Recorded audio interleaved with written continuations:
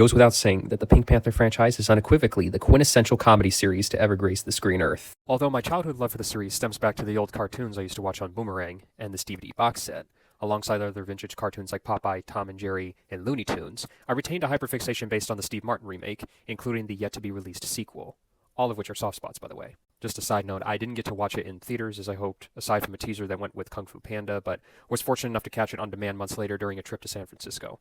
But I digress. My special interest led me down the path of the original Peter Sellers set of films, including the lesser-known entries, which I'll be discussing one here, Curse of the Pink Panther. If you want more information about these films, distribution, and ownership, I'd recommend Shallow 15 Productions and his retrospects Legacy of the Pink Panther. That aside, let's get the gist of the background info. It was in the early 60s when United Artists was little more than a distributor for independent producers, giving the James Bond films and directors like Billy Wilder and Blake Edwards to push the envelope with their creative freedom. Blake Edwards and the Mirisch brothers shared ownership of the two Panther films until the Mirishes sold United Artists the right of all their UA films in '85. In 1981, MGM made the merge with UA, whereas today UA is under an MGM subsidiary. In 1973, UA didn't believe Sellers and Edwards could make a hit movie again due to their reputations falling out and refused to finance the return of the Pink Panther. Edwards raised the money with the late Lord Gate, then Lord Lou Great's company ITC, with the cast taking above title billing and expenses in lieu of salaries, and made the film a monster hit. UA bought ITC out of Strikes Again. ITC had invested in the film, and Edwards agreed to share the profits with Lord Great personally, despite ITC having no ownership of any other Panther films.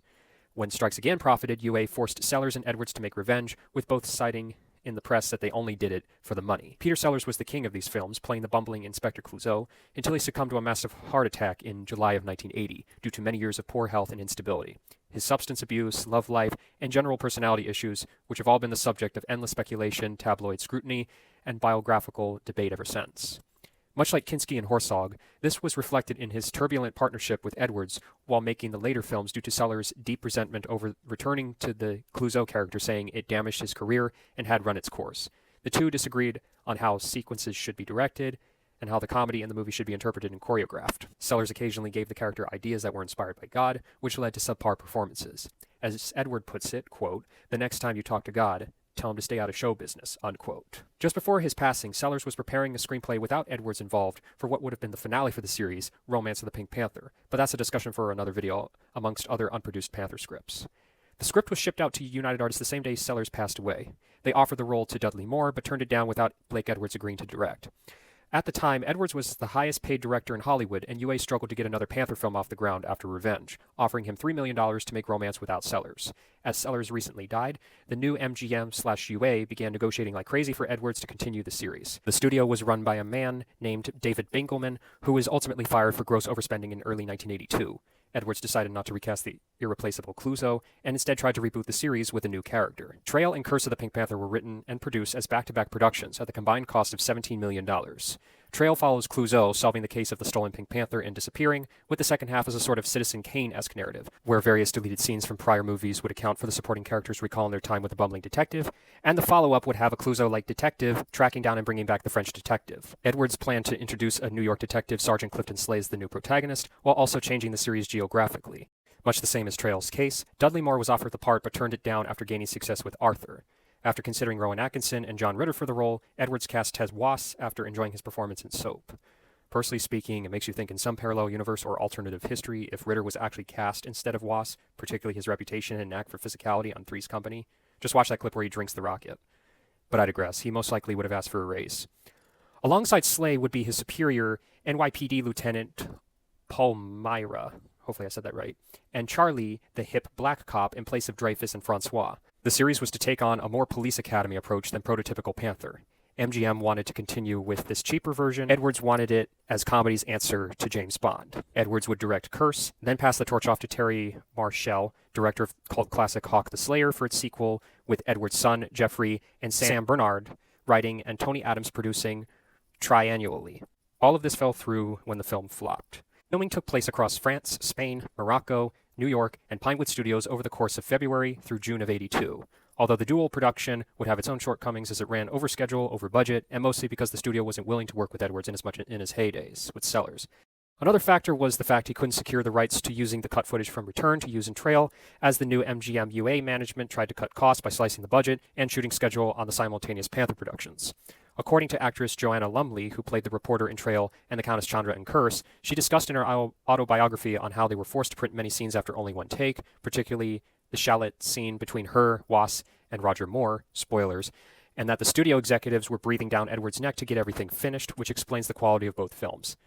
The shit-caked baby wipe to rupture the septic tank was after Trail the Pink Panther had flopped. MGM violated Edward's contract by shifting the release of Curse from May to August with almost no advertising to go with it.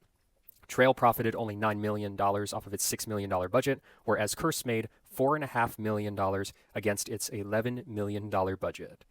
Over the next decade, Edwards and MGM were in and out of court, with lawsuits totaling over $1 billion until being settled in 1988. Now, these Pink Panther films are often discussed yet rarely understood, much like Curse's original intention. With 40-plus years difference and nobody really discussing the original script aside from what's available on Tapatalk forums, I've taken matters into my own hands and got a copy off to Scriptfly at the cost of $15 alongside Son of the Pink Panther, which I'll discuss next time. As before, I'm not showing film clips nor sharing the script source online, but just generally going to give you a rundown of the story that we never got, and also the fact it's no different than the story on screen. Winds up, storms are brewing, there's danger lurking. Dreyfus and whoever else is on the warpath. He's been bombed, blasted, and plugged in a parachute. Is this any way to welcome the world's greatest detective? Let's find out as we embark on Curse of the Pink Panther's script to screen. Beat for beat like the film, the script opens with Gino Rossi handing Countess Chandra the Pink Panther diamond. When Clouseau, scripted with the name Macintosh, his back to the audience, walks in, he orders Rossi to surrender, which is hindered when he mispronounces the word freeze. His gun falls apart. Rossi takes aim, but Chandra fatally shoots him in the back. The dialogue continues as Clouseau expresses his gratitude to Chandra, who then asks why she shouldn't shoot him and keep the diamond, claiming that he can forget what has happened. When he claims to be an officer of the law and is entitled to the diamond's return, she then asks if she can't persuade him. She approaches Clouseau, dropping her robe as the shot hones in on the diamond. Opening titles. The scenes follow on how 1 year has passed since Clouseau's departure, Dreyfus being assigned to Operation Paragon, using Interpol's Huxley 600 to select the world's greatest detective for Clouseau, and Dreyfus consulting prisoner Steiger to sabotage the operation. The Jello swimming pool gag is present, whereas it was later repurposed for Trail. There's a few extensions. The first comes up when Steiger leaves. Dreyfus and Francois talk about him and his parole, all the while the latter is trying to free up a jammed typewriter. He pounds it with his fist, prompting it to explode, short the lights out, and Dreyfus to tumble down the stairs. The second is Dreyfus sneaking in, sedating an overnight engineer's drink, and him unscrewing the plate of the Huxley. The third, when Dave demonstrates the Huxley 600 to reporter Marie during a live broadcast, when it makes a dirty wisecrack. Quote, "There once was a hooker named Mud," unquote. Steiger and the other prisoners laugh. Essentially, the neutral supercomputer has been tampered to behave unpredictably, which is absent in the release film. Marie also chalks up the computer being programmed not to reveal which source was behind it. The Huxley flirts with her figure. She gives an interview with Dreyfus, whom eventually inputs the information for Huxley to make its selection, Officer Clifton Slay. Transition to New York with Cliff attempting a police stakeout dressed as a hooker, but a drunk tries to pick up on him, and him getting roped up in a fight with the other hookers, interfering with their work. Cliff gets called in by his superior, Palmyra, about the incident and that he's been assigned to work with the Sûreté. Bruno and his mafia members discuss flourishing business in regards to Clouseau's disappearance and to do away with the American. A banquet hall conference is held, with Cliff and Palmyra in attendance, which leads to an extended slapstick sequence. Cliff zipping up his open pants, getting a tablecloth caught in his fly, and having problems with the flexible mic during his speech, culminating in the speaker stand collapsing and him falling off the stage onto the tables below. The umbrella gag is verbatim to the film. Dreyfus reads a telex to Francois about the recent attempted assassination. The killer's identity is one Phony Zook, and that Slay should be kept closely guarded. He asks why someone would try and kill Slay. Francois attributes this to someone not wanting Clouseau to be found. Meanwhile, Cliff boards a 747 to France. During an in-flight dinner, one of his headphone ear pads falls into his curry, which he unwittingly eats. He tries to stay noble of an East Indian passenger watching on next to him. Bruno and his gang discuss Cliff as he makes his way to Paris. Back on the plane, Cliff tries to climb over the sleeping Indian passenger to use the bathroom when a mountain of turbulence throws him onto his lap. He apologizes profusely and heads on his way, not knowing he has his wristwatch caught on the man's turban, which starts to unravel. When realizing this at the toilet, he tries to fix it to no avail. To go off track, this scene is actually listed on the TV Tropes trivia page, but clicking the image source leads to a dead link. But I digress. Cliff arrives at the airport and meets up with Francois. We get a payoff to the Indian passenger's tour band, described in the script as a, quote, ruptured beehive, unquote, which gets exchanged laughs from embarking passengers, as well as a gag involving Cliff trying to retrieve his bag at the baggage claim. His bag wedged between two other ones, practically dragging him across the carousel, knocking into people and other luggage as Francois watches on with a sense of deja vu. They eventually head out, but not before Cliff unintentionally foils two more assassination attempts.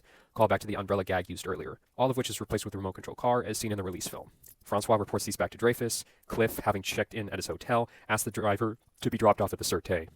The scenes play out like in the film, with Cliff arriving to meet Dreyfus, their meeting starting on a wrong foot, literally, with the latter being knocked out into a the pond, and placed in hospital. Cliff goes to Clouseau's apartment, now a memorial museum, but has a sour encounter with an old woman and her parrot. The dialogue exchange suggests she knew him personally and thinks of him as ignorant, putting him as France's greatest a-hole in front of France's greatest detective.